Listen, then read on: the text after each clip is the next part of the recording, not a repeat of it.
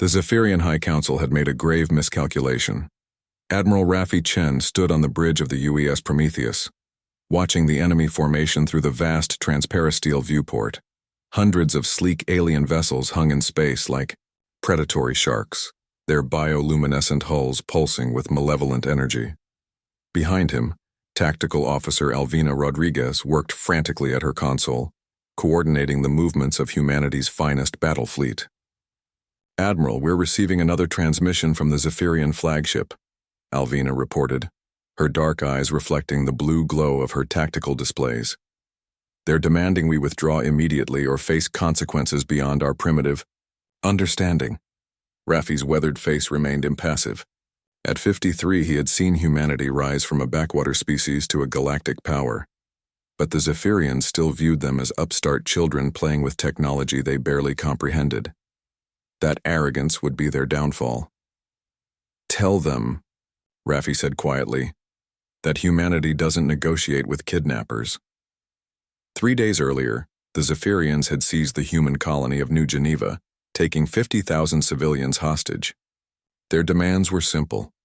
Humanity would withdraw from the contested Kepler sector and acknowledge Zephyrian supremacy over 17 star systems. The Galactic Council had urged negotiation, as they always did when faced with the Zephyrians' superior technology and ancient heritage. But humanity had learned something in their brief centuries among the stars. Sometimes the only language bullies understood was overwhelming force. "Sir, I'm reading energy spikes across their entire formation," Alvina called out, her fingers dancing over the holographic interface. "They're powering weapons." The Zephyrians possessed technology that was millennia ahead of most species. Their ships could phase through solid matter, their weapons could disintegrate molecular bonds, and their shields were supposedly impenetrable. On paper, this battle should have been a massacre. Raffi smiled grimly. "Alvina, remember what we learned about Zephyrian psychology during the Rigel incident?" She paused her calculations, understanding dawning in her eyes. They've never faced an enemy that refused to be intimidated. Their entire military doctrine is based on psychological warfare and technological superiority. Exactly. Raffi activated the fleet-wide communication system. "All ships, this is Admiral Chen. Today we remind the galaxy why humanity earned its place among the stars. Not through superior technology or ancient wisdom, but through sheer bloody-minded determination. Execute Operation Prometheus. What happened next would be studied in military academies across the galaxy for generations. The human fleet didn't retreat or attempt to match the Zephyrians' technological superiority. Instead, they did something completely unexpected. They charged straight into the enemy formation at maximum velocity, using their ship's mass as weapons. The first wave of human destroyers slammed into the Zephyrian lines like meteorites.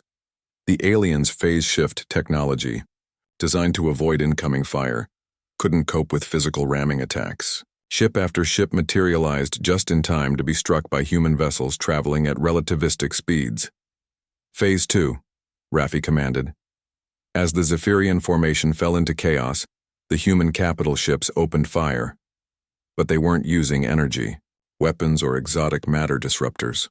They were using something far more primitive and devastating: kinetic bombardment. Millions of tungsten rods, accelerated to near-light speed, punched through Zephyrian shields like paper. The aliens' defensive systems, calibrated for energy weapons and exotic particles, were helpless against simple mass traveling at impossible velocities. "Admiral!" Alvina's voice was filled with excitement and disbelief. "We're breaking through their lines. The Zephyrian flagship is requesting parley." But Raffi wasn't finished. "Negative. We're not here to negotiate. We're here to send a message." The human fleet pressed its attack with methodical precision.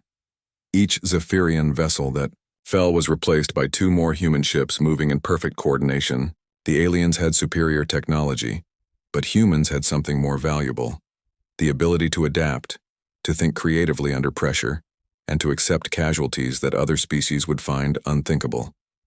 Within 6 hours, the Zephyrian fleet was in full retreat. "Sir," Alvina reported, her voice quiet with awe, We're receiving transmissions from 17 star systems. The Zephyrian occupation forces are withdrawing.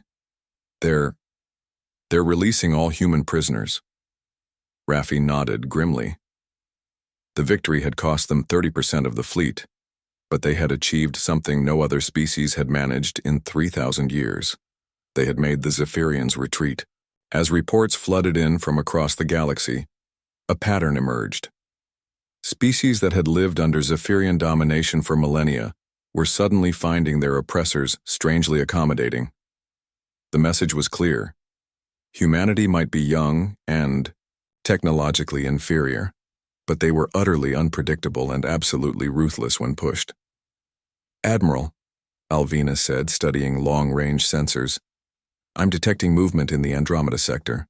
The hegemony is pulling back their forward positions. The Crystalline Empire has requested a non-aggression pact, and, sir, the Zephyrian High Council is requesting a formal meeting to discuss mutual cooperation."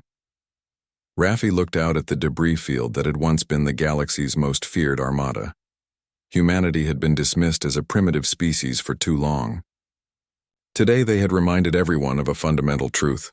It wasn't the size of the sword that mattered, but the willingness to use it. "Set course for Earth," he commanded, "and send a message to the Galactic Council. Humanity is done asking for permission to exist." The galaxy had learned that humans didn't negotiate with those who threatened their people. They sent battle fleets instead, and those battle fleets always returned victorious.